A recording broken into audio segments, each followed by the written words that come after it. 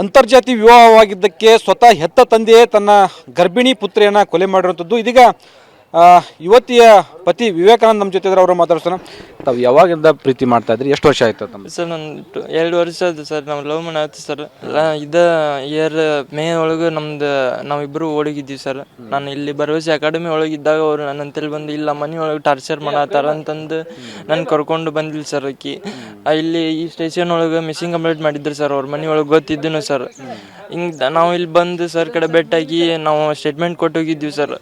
ಕೊಟ್ಟು ಹೋಗಿಂದ ನಾವು ಇಲ್ಲಿ ಹಾವೇರಿ ಒಳಗೆ ಇದ್ದೀವಿ ಸರ್.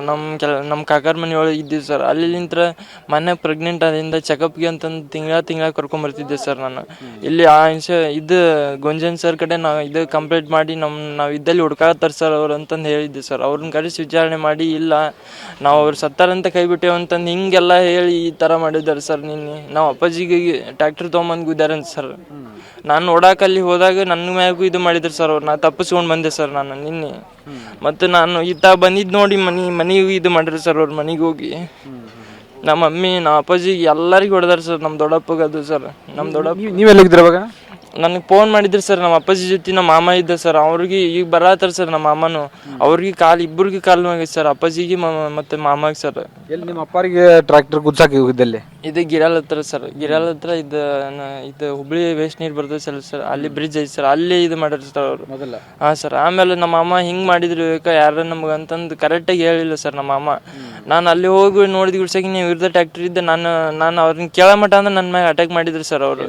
ಅಲ್ಲಿ ಗಿರಾಲ್ ರೋಡ್ ಒಳಗೆ ಸರ್. ದೊಡ್ಡ ಕಂದ್ಲಿ ಇದು ಕಲ್ಲಿಗಿಲ್ಲೆಲ್ಲ ಹೊಡೆ ಹತ್ತಿರಿ ಸರ್. ಅವ್ರು ತಪ್ಪಿಸ್ಕೊಂಬಂದಿವಿ ಸರ್ ನಾವು. ಯಾರ್ಯಾರಿದ್ರು ಅವಾಗ? ನಾನು ನಮ್ಮ ಅಣ್ಣ ಇದ್ದೀವಿ ಸರ್. ಅವರು ಪ್ರಕಾಶ್ ಗೌಡ ಇದ್ದ ಸರ್. ಅರುಣ್ ಇದ್ದಾರಿ.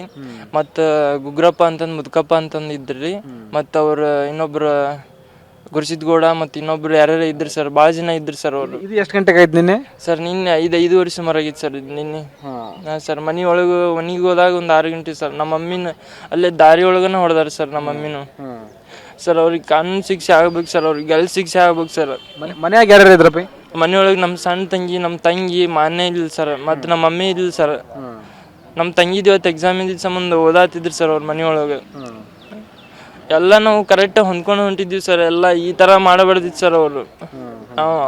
ಅವ್ರಿಗೆ ಮನಸ್ಸಿಗೆ ನೋವು ಆಗತ್ತೆ ಅಂತ ನಾವು ಅವ್ರ ಬಾಗಿಲ್ದಾಗ ಅಡ್ಡಾಡ್ತಿದ್ದಿಲ್ಲ ಸರ್. ನಾವು ನಮ್ಮ ರೋಡ್ನಾಗ ನಾವು ಅಡ್ಡಾಡ್ತಿದ್ವಿ ಸರ್. ಅವ್ರಿಗೆ ನಿನ್ನೆ ಯಾರು ಹೆಲ್ಪ್ ಮಾಡಿಲ್ಲ ಸರ್. ಮನೆ ಒಳಗೆ ಬಂದು ಅಷ್ಟೆಲ್ಲ ಮಾಡ್ಯಾರಂದ್ರು ಯಾರು ಇಲ್ಲ ಸರ್. ಮನೆ ಒಳಗೆ ಕೊಡ್ಲಿ ತೊಗೊಂಬಂದಿದ್ದು ಇದನ್ನು ಐತೆ ಸರ್ ನನ್ನ ಕಡೆ. ಹಾಂ ಸರ್. ಕೊಡ್ಲಿ ಅವ್ರ ತಮ್ಮ ಅವನು ಮತ್ತು ಇವ ಅರುಣನ ಒಬ್ಬನು ಅದಾನ ಸರ್. ಅದೇ ಸರ್. ಅವರು ನಿನ್ನೆ ಅವ್ರಿಗೆ ಕಾನೂನು ಪ್ರಕಾರ ಆಗ್ಬೇಕು ಸರ್. ಶಿಕ್ಷೆ ಆಗ್ಬೇಕು ಸರ್. ನಾನು ಬಿಡಲ್ಲ ಸರ್ ಅವ್ರನ್ನ.